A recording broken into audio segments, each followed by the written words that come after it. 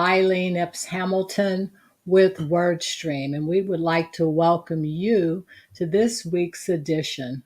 We are so glad and appreciate you coming out today. We invite you to call your friends and ask them to join us today. We thank you who are with us tonight and you who will be viewing this at a time later in the broadcast. You can find it on YouTube under the title of our topic tonight, which is Answering the Call, Foster Parenting. Before we begin our session tonight, I'd like to do a quick shout out for one of the groups that we've had on board before, and that is the Black Women Get Fit, who will be doing their event on this Saturday, October the 15th. It will be at the Urban Youth Academy in the 18th and Vine area. It is a free event for women. It focuses on mind, body, and soul. One of our previous guests, Terry Barnes, who is the president and founder of the NIA Foundation, the NIA Project, is sponsoring this, and this is their 5th year anniversary. And so I'm shouting out and wearing their T-shirt tonight. So we'd like to wish them luck and pray for them also. But tonight, we are so excited because, again, we have invited both Don Hensley and also Chuck Phillips of the Missouri Baptist Children's Home to come back and join us to talk about this important issue around answering the call in foster parenting. Again, this is WordStream, and we examine 21st century issues real time from a biblical perspective. We focus on community, well-being, and lifestyle. If you would like to invite your friends to be on with us tonight through the comments, you will find us on YouTube under Answering the Call, Foster Parenting. And you will find us on Facebook at ITW Ministries Online. So please share that. Don't forget also, if you would please, to follow us on Facebook and subscribe to us on the YouTube channel. Also, we make the session very interactive.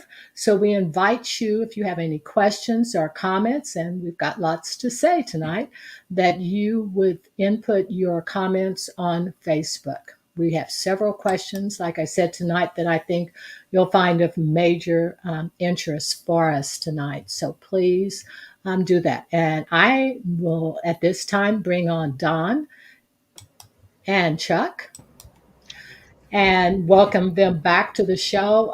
Again, these are the key leaders of the Missouri Baptist Children's Home. Last time we were together, we talked about stop the cycle of abuse. And tonight we're going to talk about answering the call. So again, get your questions ready and we'll be ready to invite you into this. Both of them together have served at the Missouri Baptist Children's Home for almost 4 to 5 decades. And so they have a lot of experience as far as what they've been talking about the last few sessions. And I think you're really going to enjoy tonight's session even more. So with that in mind, we're just going to kick this off with our topic, which is about answering the call, foster parenting. Okay, guys, I'm turning it over to you. I'm shutting me down. Thanks, Eileen. I really appreciate you having us on. Let's go ahead and just start with the very first question. I think that I always want to know why do we need more foster parents? Why do we need people? The question is multiple choice, which I always like multiple choice. Any given day in the state of Missouri, there are over how many children in foster care? So I don't know if we want to give people an opportunity to answer that. Well, we've given them 3 options, so that would be a good lead-in.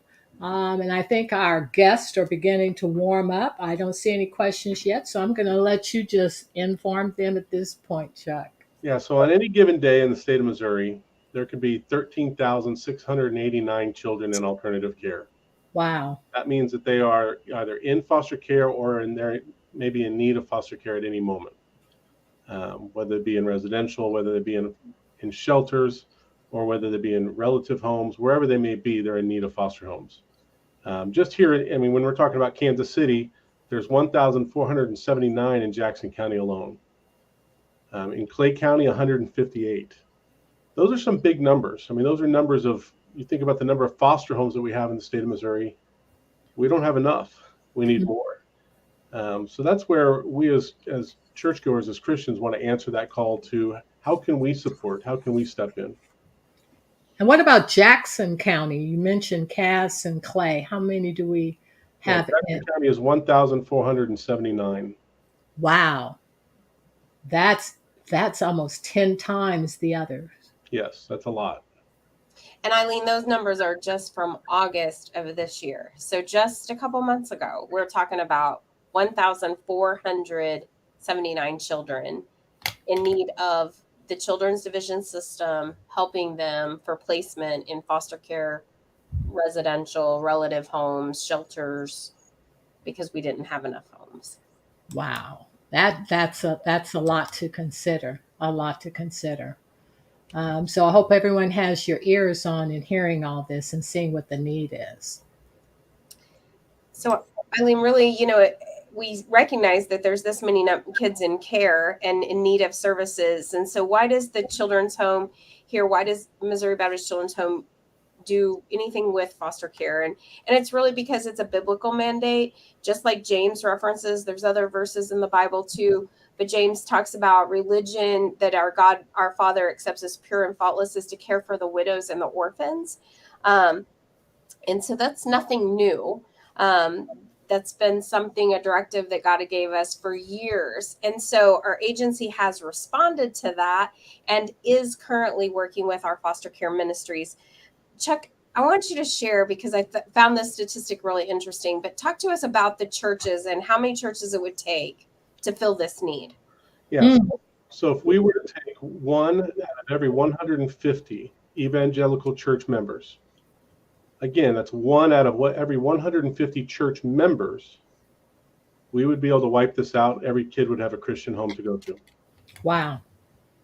I mean, you think about that number, one out of 150, those are not bad odds, honestly. Absolutely. But one out of 150 in a church will say yes to answering that call. We would have a Christian home for every single child in the state of Missouri. And I'm glad you guys are on tonight, because with that statistic in mind, the question is, why only one out of 150? We should have far more representation, I would think, especially as we look at how we do honor the mandate that has been given to us all biblically to care for the widows and the orphans. And these aren't just necessarily orphans. These are children in need of love and care and attention. Okay? And Eileen, it's amazing the impact that one family can have. I want to tell us a quick story, and that is we had a young man that was in our residential program. He was successful there. So then he moved to one of our treatment family care homes, and he completed that program. It was about 6 to 9 month long program. Well, then he needed to move to Forever Family. And this was an older teenage young man. Okay, so he was not a young man. I mean, not a young child. He was in an upper teens. And he came to us and he said, "Look, I have some requests. I want a family. Wow. I want a family that has cats or likes cats. I want a family where I can stay in this church because I've connected here, and I want a family where I can stay in this school district." So we reached out to our local church and to the pastor, and I said, "Pastor, we got a young man that wants to stay here." So within a matter of a week, we got a phone call back saying, "Oh, I think I have a family for you." Wow. What I want to tell you is that this family, one, they love cats. But two, they're in the local church. And okay. So they stepped up. Their very first child ever of their own or foster child was an older teenage boy. And what I want to tell you, the success that this young man's having is, one, he's still continuing to attend church. He's connected with the youth group. He's being very successful in school. And he's flourishing. He's come from a broken system. He came from a hurting background, trauma background. And to this day, he is flourishing. I mean, the smile on his face, This is a family that stepped up to that call, and they have support of their local church, which is what it takes. But to see him succeeding is priceless to us. Wow. And I think that is the next place where we need to go and talk about is this whole issue of family foster care and really understanding what it's all about. I got a lot of eyeballs and a lot of likes, hearts showing on the screen. Okay, let's send some comments with that or some validations, some amen. So all that sounds good. So people will know that you're hearing everything that we're saying. Question 2 we'll put up to make that happen. Number 2, true or false? Family foster care is making the commitment to be important in the life of the child until permanency can be reached. Is that true or false? You've got a 50-50 chance of getting that. So let's see some comments come up. All right. All you people out there, I see you out there. But we're going to keep moving right on it. But I'm going to answer this one, and I'm going to say true, just based on that story that you shared. It seems like there's this relationship not only with the foster parent, but also that church group too. So, Yeah, Eileen, you are right. It is true. So, we're talking about family foster care. We're talking about being important in the life of the child for as long as they need you. So, answering that call, stepping in, and providing that parental guidance, that mentorship, that role modeling that these kids need as they work through whatever their trauma background has been. When we're talking about family foster care in general, we're talking about kids of all ages. That could be infants all the way up through the teen years. Some of these are sibling groups. Some of them are larger sibling groups. Some of them have special medical needs, emotional needs, behavioral needs.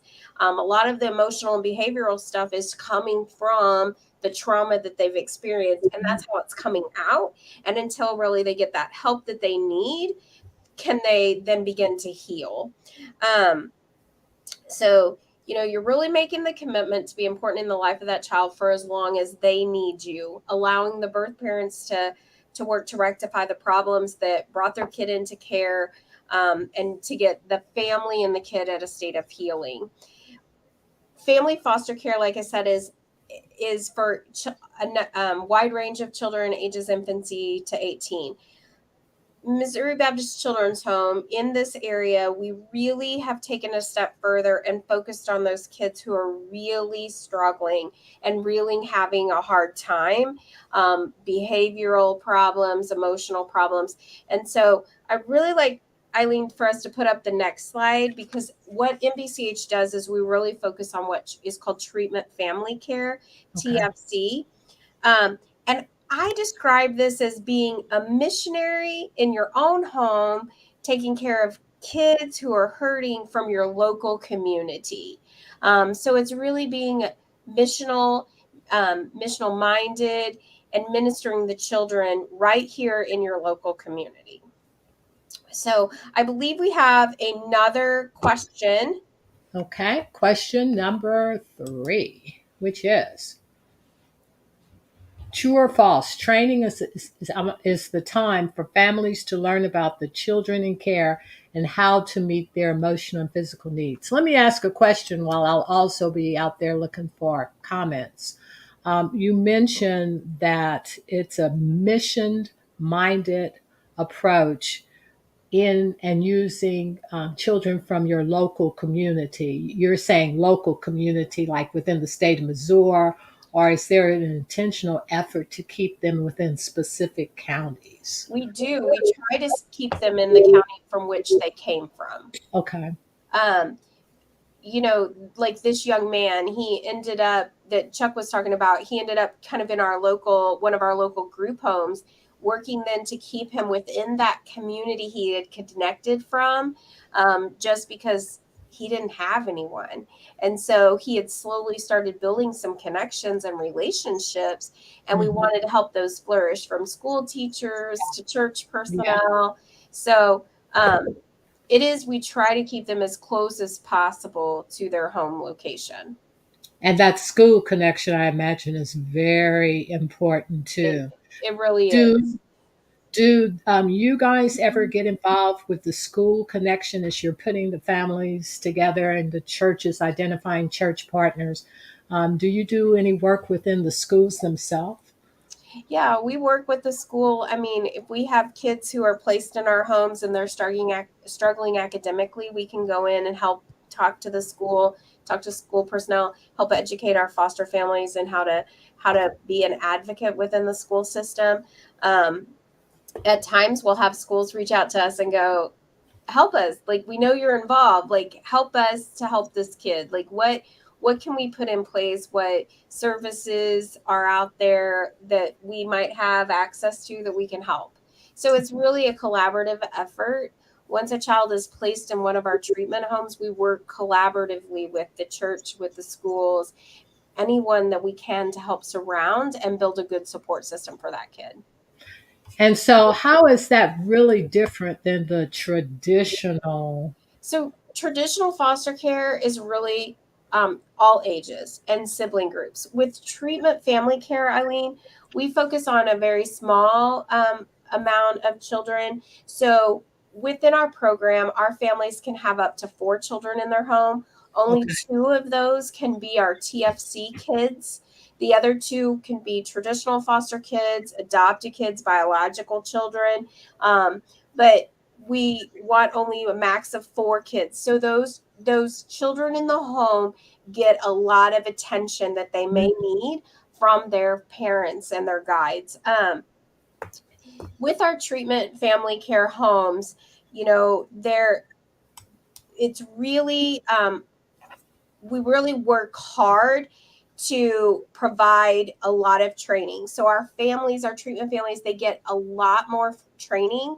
So Okay. we're looking at 54 hours. We do a lot of trauma training, crisis de-escalation training, medication training, conflict resolution, working with biofamily, working with kids from trauma backgrounds.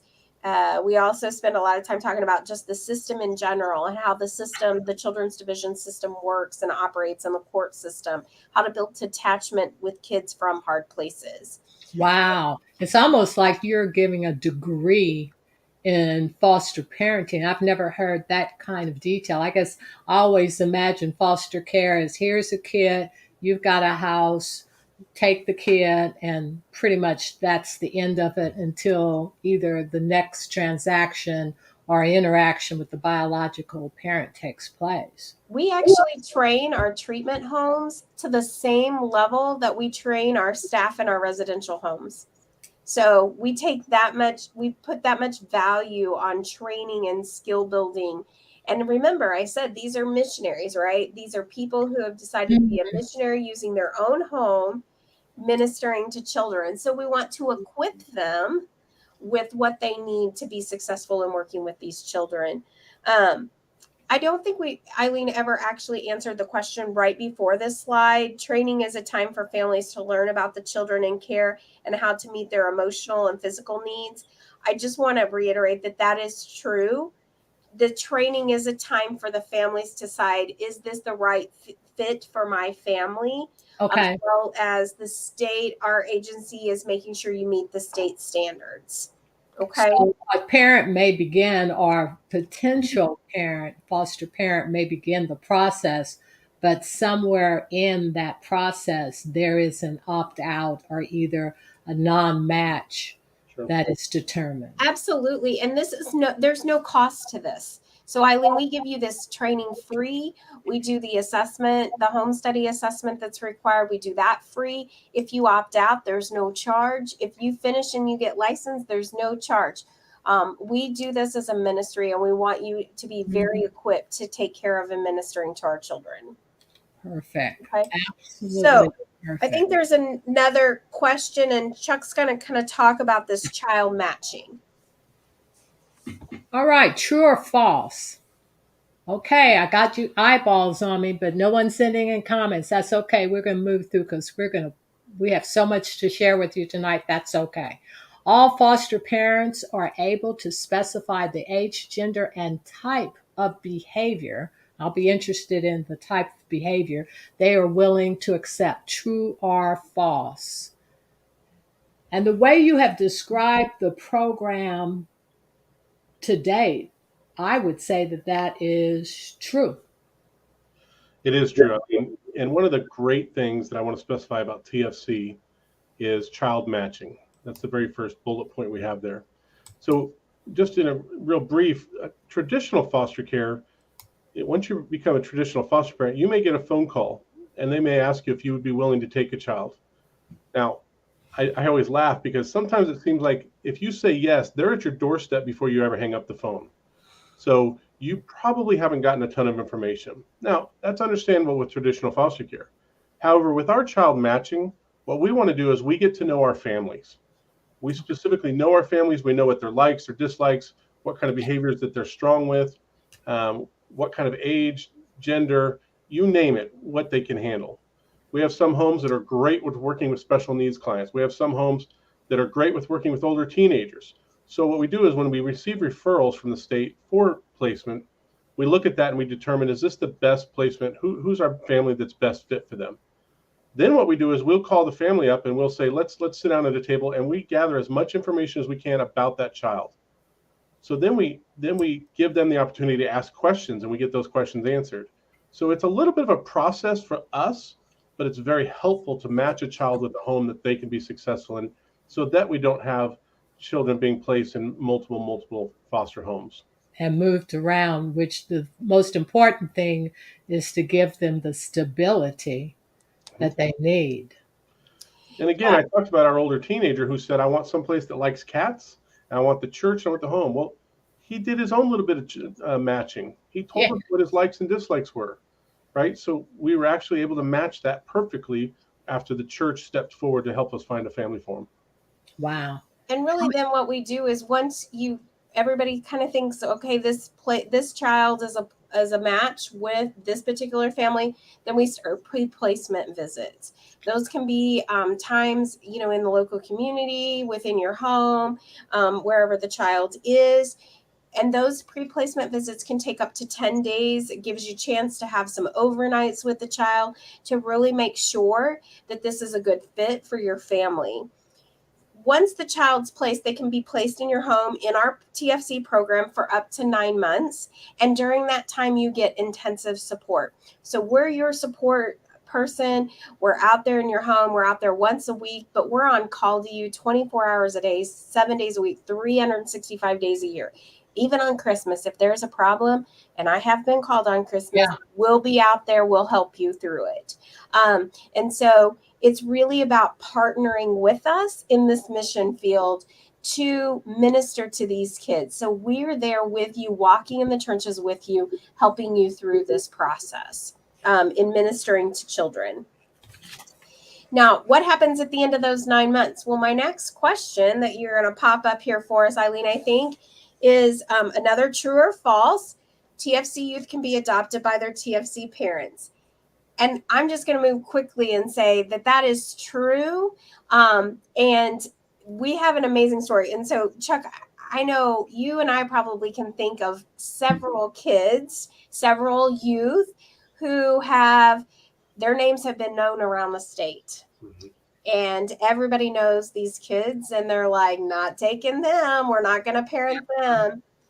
But we have had some success stories. We've had some kids who have been very challenging, who have been identified as by some parents who have said, I'm answering the call. I want this child or this sibling group to come into my home.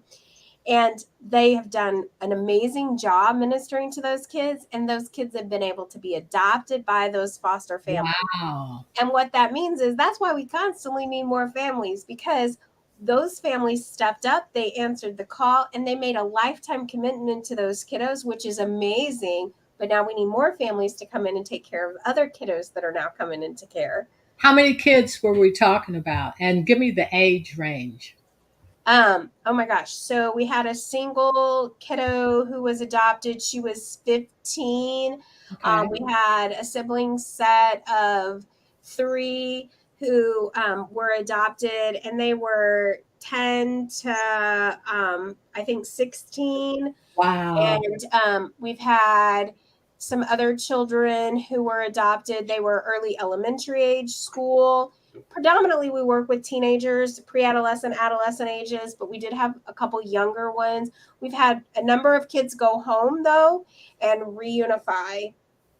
And we're going to talk just about that really briefly here in a second, but I want to move us into one of the other benefits of TFC is respite care, and we are always looking for respite providers.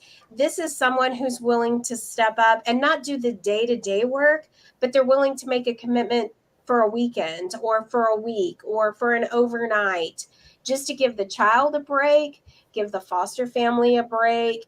So really you're saying, yes, I'm answering the call to do respite care, and it's very time focused. It's a small amount of time in small intervals. But I like that because some people may not financially or emotionally feel like they could do a long term commitment, but they still can provide that type of support. And we still give you all the training that you need, and the assessment part of it is all free. So we train our respite providers just like we do our treatment homes that are doing the care 365 days a year. We train our respite providers to that same level so that our kids have the same, the families have the same skill set to really minister to those kids. Wow. But we know that not everybody can be a treatment home. And we also know not everybody can be a respite home. So the next slide really talks about a couple ways, just other ways people can help. And so, Chuck, you want to share some ways people can help? Yeah. So when you're talking about respite specifically, let's talk about that child. Going to a new home for maybe 1 weekend a month, that can be scary, right? So respite is important. Let's say your Sunday school class. Let's just evaluate your Sunday school class. Is there somebody in that class that will step up to support you? Will they step up to say, you know what, I see this child in our church. I know you. I know how you parent. I'm friends with you. So let me be a respite family for you so that I can give you a break, and to make it easier for that child. That child will continue to go to the same church. They'll continue to, see you around and see you at their own house. So it makes it easier, not as scary for a child. But as Dawn said, not everybody's called to be a foster parent, and we respect that. But how can you help? I know that I once heard a story about a church in another state, and they had a young married class. And in that young married class, one of the new couples said, "You know what? We've been called to be foster parents." So what they did is an entire Sunday school class. Everybody prayed about it and took on their own kind of role of what they could do. Some other families stepped up to be foster parents. Some stepped up and said, "I'll be a respite home for you."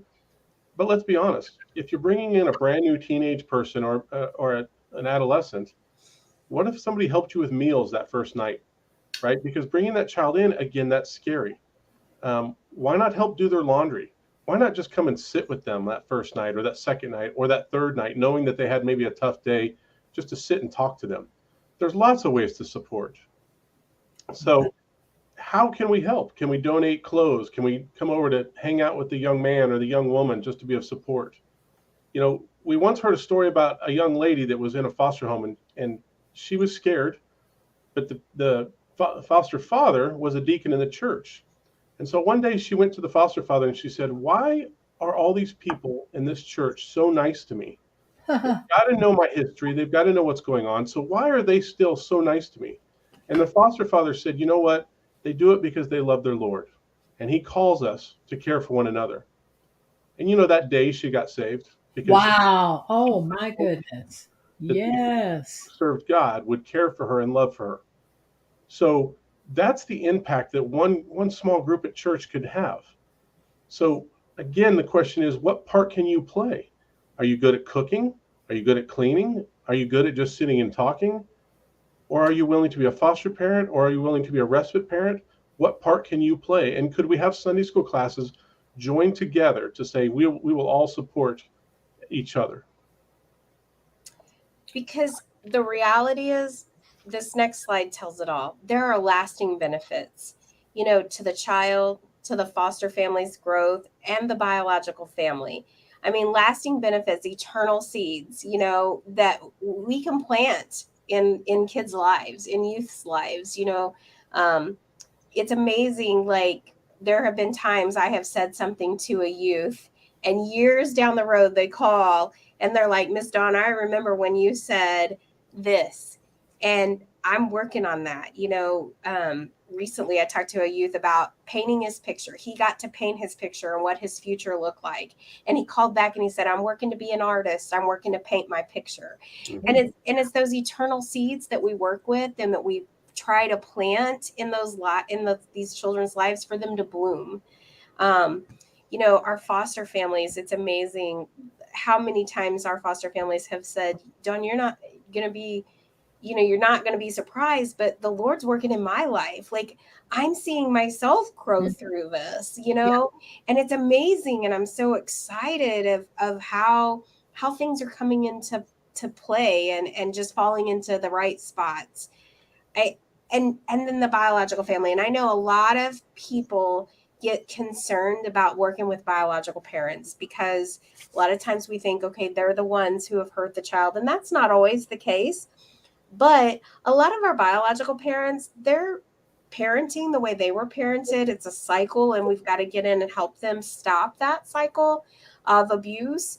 And I mean, it's amazing what some of our families have done to minister not only to the foster youth in their home, but also the biological family. Mhm. I have a story. I know Chuck has a story on his heart too, probably tonight, but there was this one family, and they have had this kid in their home, and it had been a struggle, but they had worked really hard to build a connection with the mother, the biological mom. And as Christmas rolled around, they had started slowly building some connections that they said, I think if my child wasn't with me on Christmas, that would be really hard. And so we want to open up our front living room for you and your extended family to come in Christmas morning and have Christmas with your child. And we'll be in the other room, and when that's done, then you will leave and he can join the rest of us for the rest of the day. But they opened their home, they planted those seeds. Well, I met with that family just, oh gosh, not even a month ago, and they were sharing how they were out in the community and they were doing some community work with a back to school night, and all of a sudden a car came pulling in and people kept jumping out of the car and running over, and it was that biological mom. And she was like, I have my kids still. And she was super excited. But she was like, thank you to the foster family. Thank you for helping me, like, make changes that I needed to. Thanks for believing in me, loving on my kids, and loving on me. And so like that gives me goosebumps, to think about. Absolutely. Eileen, it can be a little bit scary for some families. I had one particular family that, given the biological mom's background, they were a little bit nervous about letting her know where they lived and having contact. But after FST meetings, after court hearings, they began to build a relationship with her. And they too started inviting the biological mother out to the home. These children returned home to live with mom. And on the very first Sunday, they went to mom and said, can we go back to our church? Mom, will you take us back to our church? Because they'd become connected to the foster family's church. So what an incredible impact. That wasn't just helping those two kids, it was making a lasting difference in the mom's life as well. That relationship grew so much that when the mom started having some difficulties, maybe a few challenges here and there, she'd call up the foster family and say, hey, I need some help. I need to ask you some questions. What did you do in this situation? Now, these are young kids who we made an impact on life, but now we've brought a family back together Right. because of their hard work and their dedication to the Lord. And it is that pyramid that we're trying to build: healthy individual, strong families, and then viable communities. Mm-hmm. So there's that natural progression that is there and needed and seen in this point. And I'm glad that you raised that point about the biological parents, because I know that may be a hesitation that some people might have with regard to foster parenting or even doing the respite piece of it. So Any more stories, Chuck? I know you and Don both have 1,000 stories, and I want you to really take this opportunity to share it so people really understand the difference between TLC and the traditional foster parenting, the amount of time and dedication that you guys have put into this program. How long, let me ask this organizational question.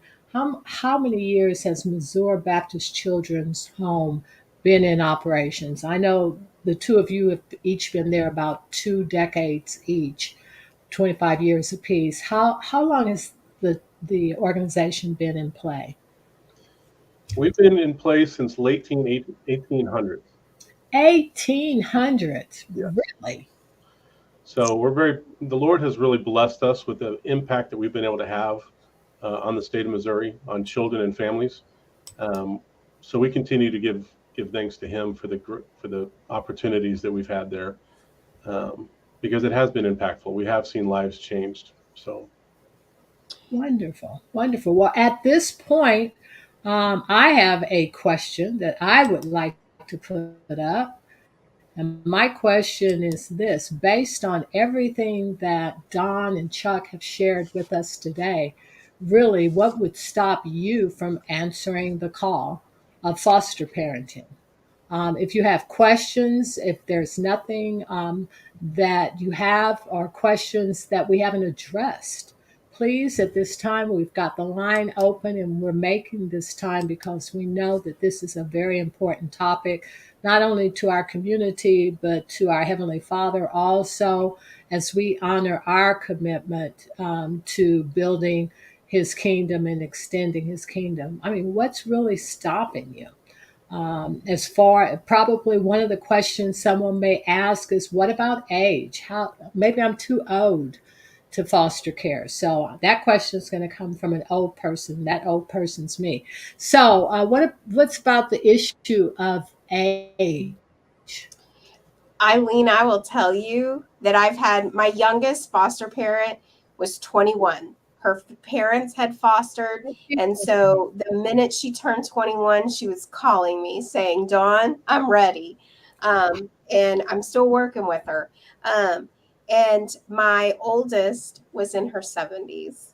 And Really? she was a respite provider, and she would get in there and she would work really hard 1 weekend a month to take care of some amazing children. well, So and that age side. Go ahead, Chuck. I was going to say I had a single woman that was in her 70s, and she took a teenage boy into her home and ministered to him while there as well. Wow. Yes. So, Okay. and she did a fantastic job. Mhm. So I can't put age. It's all about the heart and where they feel like God's called them. Okay. What about economics? What about monies? Maybe I'm on a fixed income and, teenagers eat a lot, and you say you do a lot with teenagers. Yep. What about that You know, particular aspect?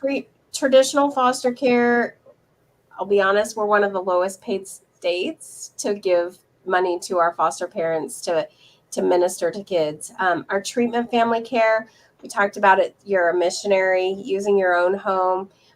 So it is like a paid missionary position. So you're paid per diem rate per child. Definitely would love to go over more in depth with that, but to explain all that, it would take some time. So Eileen, I know you're going to get to some informational meetings that I'm going to host. I definitely would be more than happy to answer more of that in depthly during those meetings. Okay. You know what? I have been so amazed with that the only reason I think I asked that question is I know I need to balance my checkbook tonight. But the focus has all been on children and helping children, and also what it does for the foster parents too. That the financial piece, God will provide and make a way for that to be cared for. So that should not be a showstopper. So let me say that, what is stopping you from answering the call? And you also mentioned, and I'm going to put it up right now, is that about the foster parent informational meeting. So, Don, I'll let you speak to that, and then I'll pull your contact information up. Yeah, we're going to have 2 informational meetings after tonight, November 1st, starting at 6 p.m. There's the Zoom login that you can come in, and I'll just go over all the nuts and bolts of traditional foster care, our treatment family care, from what training looks like to the home study process to what our kids look like. So if you can't make it November 1st, you could calendar and come out November 17th. At 6 p.m. again. Feel free if you're rushing in from work to still be eating your dinner. I'm good with that. But we'll just have an hour-long informational question and answer time to help anybody that is interested in learning more about foster care, to go over some of those nuts and bolts of how to get started, as well as answer specific questions. So both of those sign-ins are there, and I know they'll be at the end of the broadcast, so you can pick it back up. Or if you want to put my contact information up, people can just contact me either by email or phone and ask again about our informational meetings. We'd be more than happy to send you an actual invite link to those, so people can reach out to me at dawn.hensley@mbch.org or by phone at 816-779-5173. Oh, you sound like we are getting a jingle into that. It was like, okay, call Don Hensley at mbch.org. But thank you guys so much. I am going to have this information up at the end as we tune out and say goodnight. Again, Don and Chuck, you are in our prayers. We will continue to pray for the success of the program and the children that you are affecting, and the parents and the community that you are impacting as a result of this, and in the building of an extension of God's kingdom. I think the one thing I will remember the most about our dialogue tonight is the impact spiritually for those who accept Jesus Christ as their Lord and Savior, because He is the answer to the needs out there. And I thank you that MBCH is part of that kingdom building process. So, with that being said, good night, everyone. And I will put up Don's information, the information set. Give them a call. They're serious as a heart attack. They are willing to work with you and help you to answer the call. So, good night, Chuck. Good night, Don. And again, everyone, please, I'm going to put this information back up. The foster parent informational meetings that will be on November the 1st at 6. The Zoom sign up information is there with the passcode. And also on the 17th of November at 6, sign up information is also located there. And if all else fails, we've held up this slide long enough for you to get Dawn's information and her phone number. And we'll leave this one up as we say good night. And thank you again for joining us here on WordStream. We look forward to seeing you on next month. Bye-bye.